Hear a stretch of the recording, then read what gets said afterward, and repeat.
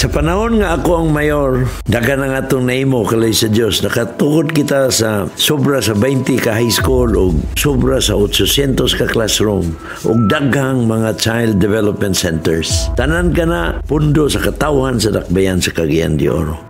Atong napadako ang J.R. Borja General Hospital and gipatukod na to ang lumbia o nasugdan ang Tablon Hospital mga igsoon. Ug ato sang giatagan og gahom ang mga health centers. 36 ka health centers sa tibuok dakbayan ang na-accredit sa PhilHealth. Ato sang giapod-apod ang mga pamilya sa dakbayan sa PhilHealth card para libre kumusulod sila sa hospital, public man o privado. Ug ato gisiran ang atong open dam site diya sa Agong Barangay Carmen mga igsoon na atong i-convert into an eco park. Flood risk mitigation program sa resettlement, housing projects and all that, no? Kaloy sa Ginoo. Ang competitiveness sa Cagayan de Oro has already been fairly established, no? And then daghang mga awards Cagayan de Oro has been honored of receiving, no? Gianay o giayo nato ang Bulonseria Cemetery. Dili na tiyaw nga proseso pero wala pa na mahuman. Nasugdan nato. Kaloy sa Diyos, maayo na kayong resulta. June 30 of 2022, ning kanahog akong isip inyong mayor. Dagan na dayon ang nawala. Hugaw kayo nga itong dakbayan. Dagan mga proyekto, halos tanan mga proyekto, wala mahuman. Naiuban na buhatag poste pero tama na diyas poste.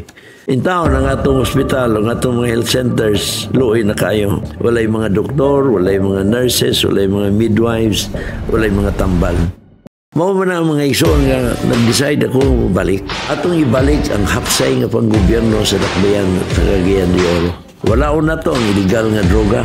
We will make Cagayan de Oro a drug-free city. Limpyuhan na to ang siyudad o kamerkaduhan.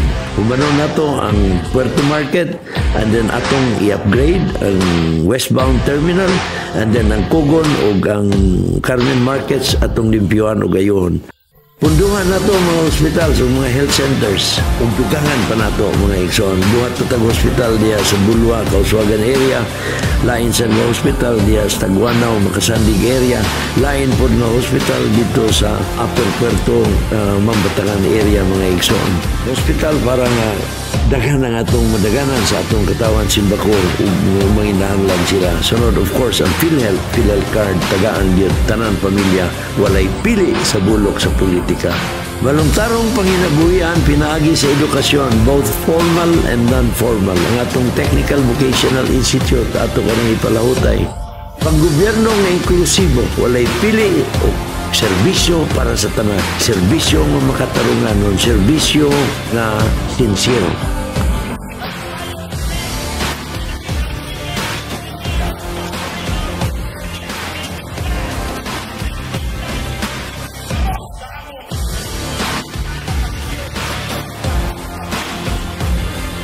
No words can express how grateful and thankful I am to our Mayor Oscar Moreno for giving this opportunity nga makahatag jud og kabaguan sa among pamilya o labi na sa ako og continue via blessing sa uban pang katawhan nga imong pang matabangan.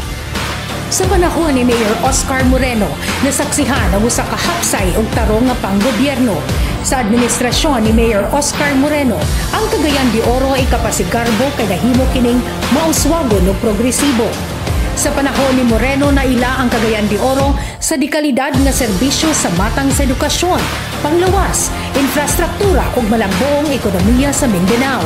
Bisan pa man sa mga malisud nga hayop sa politika ug pandemya. Si Mayor Oscar Moreno, ibalik ta alang sa disente nga panggobyerno ug mas malambuong Cagayan de Oro. Ako si Oscar Serinia Moreno. Ang gikan sa katawan, ibalik sa katawan. Daghang salamat. Gikan sa katawan, ibalik sa katawan. Gikan sa katawan, ibalik sa katawan.